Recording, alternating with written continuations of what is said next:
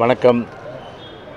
அனைவருக்கும் தைப்பூச திருநாள் நல்வாழ்த்துக்களை மகிழ்ச்சியோடு தெரிவித்துக் கொள்கின்றோம். தைப்பூச திருநாள் ஒரு இனிய நாள். இந்த இனிய நாளில் நம்முடைய மாண்புமிகு கழகத்தினுடைய பொதுச்செயலாளர் அண்ணன் எடப்பாடி அவருடைய ஆலோசனைக்கிணங்க இன்றைய தினம் 10 பேர் கொண்ட தேர்தல் அறிக்கை தயாரிக்கின்ற குழு ஒன்று கூடி இன்றைக்கு தேர்தல் தயாரிக்கின்ற அந்த பணியிலே இன்றைக்கு ஈடுபடுத்திக் கொண்டிருக்கின்றது. தேர்தல் அறிக்கையை பொறுத்தவரை மக்களுடைய நாடி துடிப்பு, மக்களுடைய எண்ணங்கள், மக்களுடைய அந்த கருத்துக்கள், மக்களுடைய எண்ணோட்டங்கள், இதனை ஒட்டி முழுமையான அளவிற்கு மக்களுடைய நலன் சார்ந்த ஒரு தேர்தல் அறிக்கையாகவும், அதே போன்று திமுகவை போல மாநிலத்தினுடைய உரிமையெல்லாம் தாரை வார்த்து கொடுக்காமல், ஏற்கனவே நம்முடைய அம்மாவுடைய அரசில் மாநிலத்துடைய உரிமையெல்லாம் மீட்கப்பட்ட நிலையிலே முழுமையான அளவிற்கு மாநிலத்துடைய உரிமைகளை பேணி காக்கின்ற, எல்லா தரப்பட்ட மக்களுடைய நலன்களை பாதுகாக்கின்ற ஒரு தேர்தல் அறிக்கையாக நிச்சயமாக மக்களுடைய அந்த எண்ணோட்டத்தின்படி அமையும் என்பதை தெரிவித்துக் கொள்கின்றேன். வேற என்ன ஒன்றும் இல்லை. இல்லை, அது இப்போது தேர்தல் அறிக்கை குழு பொதுச் செயலாளருடைய அறிவுரையின்படி இன்றைக்கு கூடியிருக்கிறோம். எனவே அந்த அடிப்படையில் எல்லாமே கூடி மக்களுடைய அந்த கருத்துக்கள் எண்ணோட்டங்கள் அடிப்படையில் அறிக்கை தயாரிக்கப்பட்டு அது உங்கள் பொதுச் செயலாளர் வெளியிடும்போது உங்களுக்கு தெரியும். இல்லை, அது இல்லை, அதான் அதெல்லாம் பொதுச் செயலாளர் அது குறித்து முடிவு செய்வார். அது சார், இப்போ பாஜகவுடன் நீங்கள் கூட்டணி இல்லை, காங்கிரஸ் இல்லை, இப்போ எந்த மாதிரியான தேர்தல் அறிக்கை தயாரிக்கப்பட்டு எப்படி நிறைவேற்றுவீங்க? இல்லை, அதுதான் நீங்கள் தேர்தல் அறிக்கையில் நீங்கள் பாருங்கன்ற. நீங்கள் இப்போ நீங்கள் அவருக்கு அது பதில் கரெக்டாக சொல்லிட்டு வருங்க. அதாவது இப்போது இது முழங்காலுக்கும் மொட்டை தலைக்கும் முடிச்சு போட வேணாம், அமாவாசைக்கும் அப்துல் காதருக்கும் முடிச்சு போட வேணாம். அதெல்லாம் நேற்றைய தினம் பொதுச் செயலாளர் சொல்லியிருக்காரு. அதனால் தேர்தலுக்கு இன்னும் நேரம் இருக்குது. ஒரு கூட்டணி அமைவது குறித்தெல்லாம் பேச்சுவார்த்தைகள்லாம் நடந்துகிட்டு இருக்குது. அது உரிய நேரத்தில் உங்களுக்கு தகவல் தெரிவிக்கப்படும் சொல்லிட்டு பொதுச் செயலாளர் உங்களுக்கு தகவல் சொல்லியிருக்காரு. எனவே அந்த அடிப்படையில் இப்போ எங்களை பொறுத்தவரை 10 பேர் கொண்ட குழு மக்களுடைய இந்த எண்ணோட்டத்தை கருத்துக்களை முழுமையான அளவுக்கு தமிழ்நாட்டின் நலன் அதை பிரதிபலிக்கின்ற வகையில் மாநிலத்துடைய உரிமையெல்லாம் பேணி காக்கின்ற வகையில் அது தேர்தல் அறிக்கை அமையும். இல்லை, அதெல்லாம் கூட்டணி பேச்சுவார்த்தை நடந்துட்டு தானே இருக்கும். அதெல்லாம் உரிய நேரத்தில் உங்களுக்கு சொல்லுவோம். நீங்கள் இப்போ கேள்வி கேட்குறீங்க. நீங்கள் உரிய நேரத்தில் உங்களுக்கு தகவல் தெரிவிப்போம்.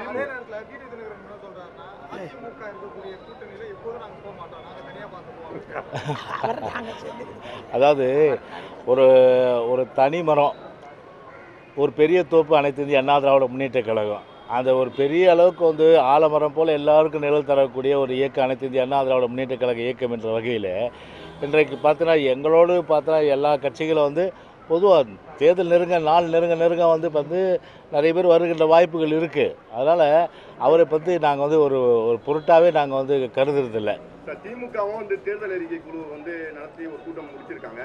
சட்டமன்ற தேர்தல் அறிக்கையும் அவர் நிறைய திட்டங்கள் நிறைவேற்றணும் ஒரு குற்றச்சாட்டு இருக்கு. இப்போ அவங்க இப்போ நடத்துகிற தேர்தல் அறிக்கை குழு எப்படி பார்க்குறீங்க? அந்த தேர்தல் அறிக்கை தயாரிப்பு குழு எல்லாம் ஏற்கனவே ஒரு மோசடியான தேர்தல் அறிக்கையை 2021 சட்டமன்ற தேர்தலில் அவர்கள் தயாரித்து அதன் அடிப்படையில் மக்கள் அதை தற்காலிகமாக நம்பி வாக்களித்தாங்க. ஆனால் இன்றைக்கி மக்கள் பொய்யான வாக்குறுதிகள், நிறைவேற்ற முடியாத வாக்குறுதிகள், அந்த வகையில் இன்றைக்கி மக்கள் முழுமையாக தெளிவு பெற்றுட்டாங்க.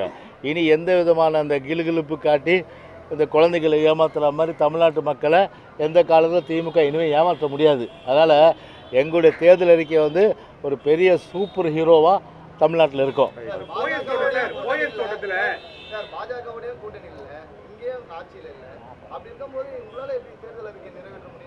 என்னங்க இப்போ மாநிலத்துடைய நலன் என்ற அடிப்படையில் முழுமையான அளவுக்கு அப்போ ஒரு உதாரணத்தை சொல்கிறேன். இப்போ காவிரி நதிநீர் பிரச்சனையில் முழுமையான அளவுக்கு ஒரு பாராளுமன்றத்தையே ஸ்தம்பித்து அந்த உரிமை பெற்றுக் கொடுத்தது எந்த இயக்கம்? அது அனைத்து இந்திய அண்ணா திராவிட முன்னேற்ற கழக இயக்கம் தானே. அப்போது முடியும், எங்களால் முடியும். 40 நமதே நாடு நமதுனா நிச்சயமாக மாநிலத்துடைய உரிமையெல்லாம்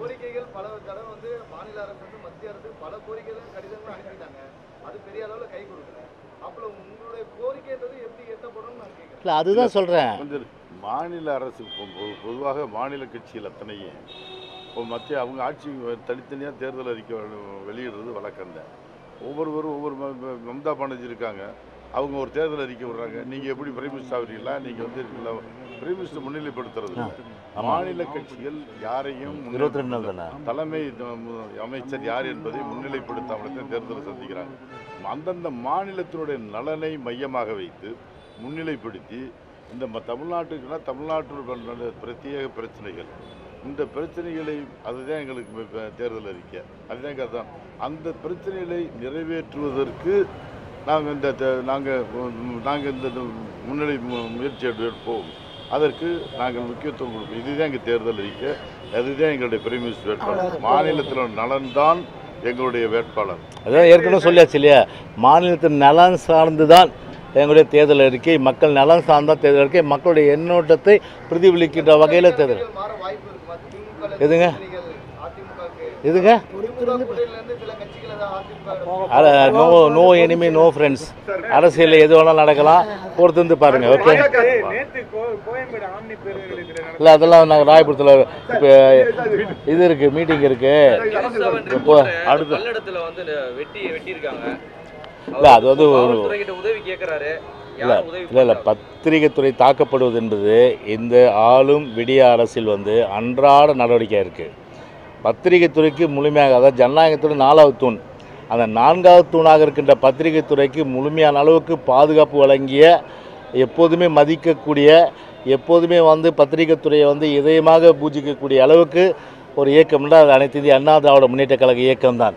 ஆனால் திமுகவை பொறுத்தவரை வந்து மிரட்டல், உருட்டல், அடிதடி எடுத்து பாருங்கள். இந்த 3 வருஷத்தில் பத்திரிகை நிருபர்கள் எத்தனை பேர் தாக்கப்பட்டிருக்காங்க, பத்திரிகை நிருபர்கள் எத்தனை பேர் உள்ள தள்ளியிருக்காங்க.